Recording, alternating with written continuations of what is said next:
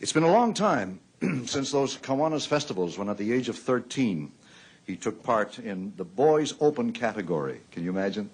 That was his first appearance, I don't know the date, but it was at the age of 13.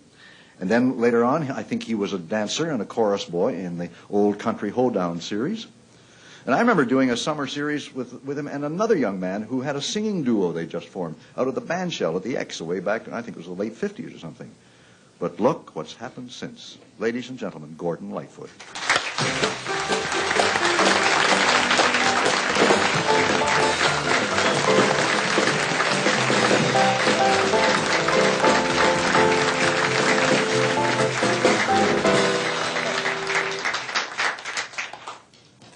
Or you shouldn't have dressed for the show. I mean, after all. Well, I just got out of bed. Pretty informal gig we have here. Yeah. I just want to put your arm over the... How are you? Not bad. That's good. I'm glad There's to a see couple you. of things that I'd like to get straightened out. It's not $70 million.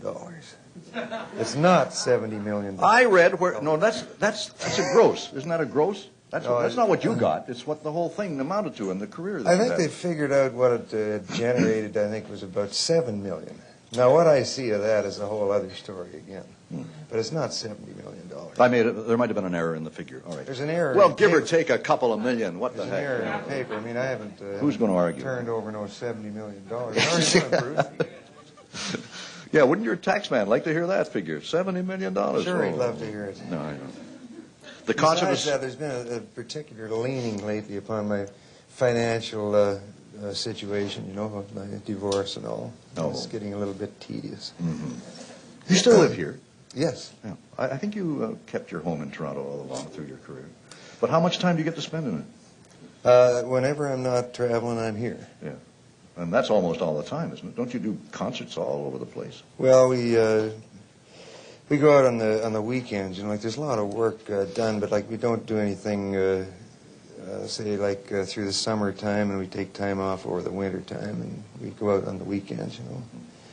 And last year we did a lot. I played 99 times last year. Of course, you set aside a great portion of the year for writing, and writing only, don't you? Where you almost lock yourself up and you work at turning out the songs without interruption.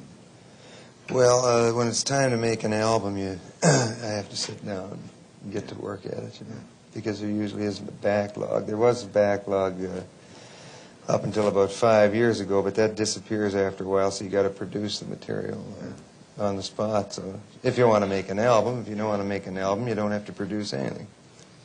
Does every album you make now include 100% your own songs, nobody else's? Pretty well. There's been a total of 5 songs, which I haven't written. Have appeared over 11 albums, which is not bad. Most of these songs were learned from friends at parties. Mm.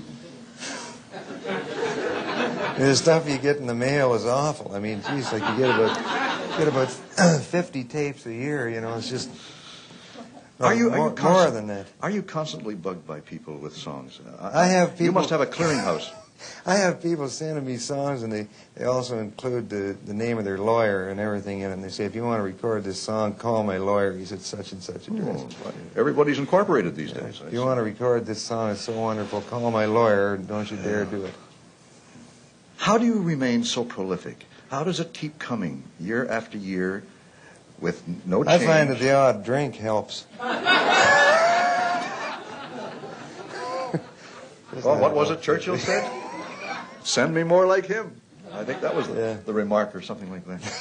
You have expressed, I think, an interesting point. Now, Sonny just did one of your older songs, For Love and Me, which takes me back to the days of I'm Not Saying, maybe Alberta Road, Early Morning Alberta Rain. Bound, yeah. Alberta Bound, rather. Early Morning Rain. And you have said, well, that's another phase. That's an old phase of your life. You would never write a song like that again. Well, I'm living with a lot of things these days. Like the word is out that I used to be a square dancer on Country Hoedown. Now, this is a big deal right now, you see. Now, actually, the only reason I was on Country Hoedown was because it was the first professional job I ever had. I was hired by Dave Thomas and Art Snyder because I was a Cracker Jack sight reader, and I sang in the vocal chorus on that show. As a matter of fact, I was probably the best singer and harmonizer in it. A couple of the other people included Billy Van Evera, who was in it. And, you know, Billy Van, and 2 or 3 other people.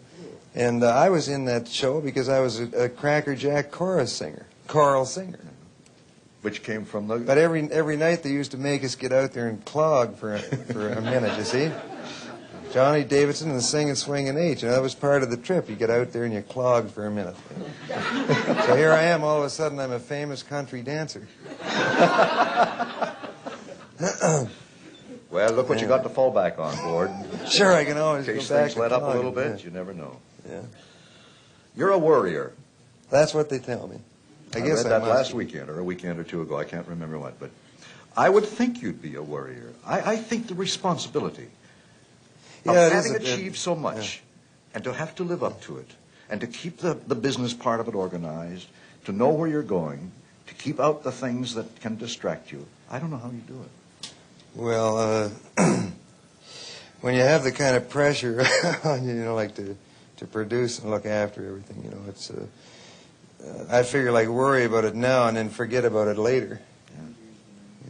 So like a lot of the reason why I get so the reporters say I'm so worried is that they worry me when they talk to me because they try to get right into your soul, like they want to know everything that's going on in your personal life, and you're always...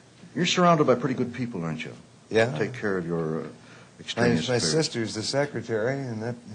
Oh? And Al Mayer, of course, I've been associated with for years. He's the business manager. And we have good musicians as well. Rick Haynes, Terry Clements, and of course we work on records with Red Shea and John Stockfish, Pee Wee Charles, people like that. Have you ever stopped to They're all wonder? string men, country players. Have you ever stopped to wonder where in a country that is notorious for taking its homegrown talent for granted, you are the unbelievable exception to that, along with maybe a few others, where you're idolized. You can pack Massey Hall. How many shows are you going to do? You're going to do 8 shows, I hear now. You've added one. Yeah.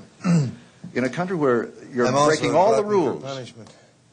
You're breaking all the rules of Canadian talent. Have you ever thought about how you've accomplished this? I don't know. I just,